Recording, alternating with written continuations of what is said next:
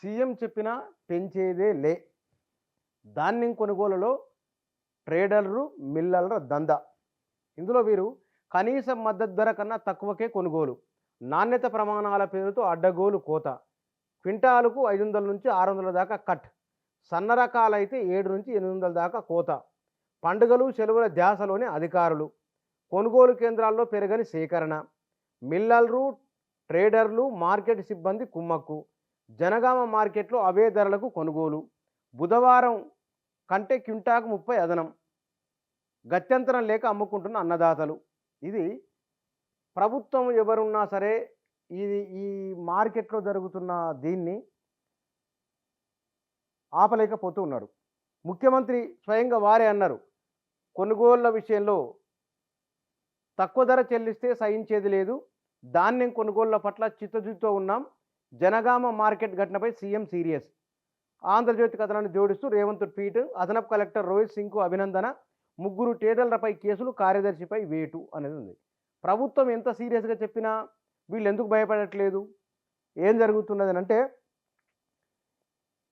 ప్రత్యామ్నాయం లేనప్పుడు లేదా తామే శాసించగలమని వారికి ఆ నమ్మకం వచ్చినప్పుడు, అధికార యంత్రాంగం ఏమీ చేయలేదులే అని వారు భావించినప్పుడు ఇలాంటివి జరుగుతాయి. వీరి విషయంలో రైతులు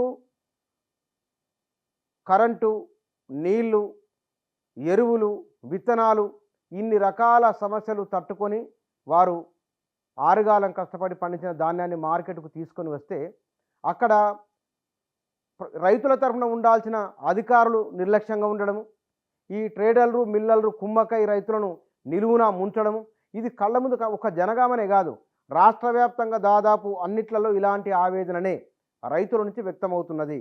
కాబట్టి ఈ రైతుల గురించి మాట్లాడే వాళ్ళు, అధికార విపక్షాలు అందరూ కూడా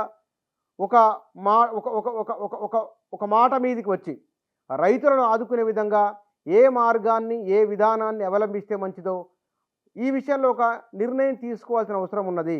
లేకుంటే కనుక ప్రతి ఏటా, ప్రతి సీజన్లో రైతులు ఇట్లాగ దోపిడీకి గురవుతూనే ఉంటారు.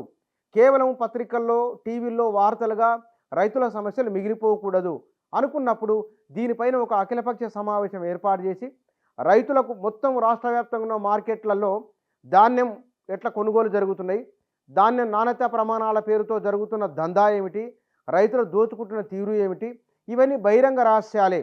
ఈ బహిరంగ రహస్యాలపై రైతులు, రైతు సంఘాల నాయకులు, అధికార విపక్షానికి సంబంధించిన అందరూ ఒక దగ్గర ఉండి ఇప్పటికే ఉన్న చట్టాలను కఠినంగా అమలు చేయాలి. 2-3 మిల్లర్ల పైన, ట్రేడర్ల పైన కఠినమైన చర్యలు తీసుకుంటే కనుక దారిలోకి వచ్చే అవకాశం ఉన్నది.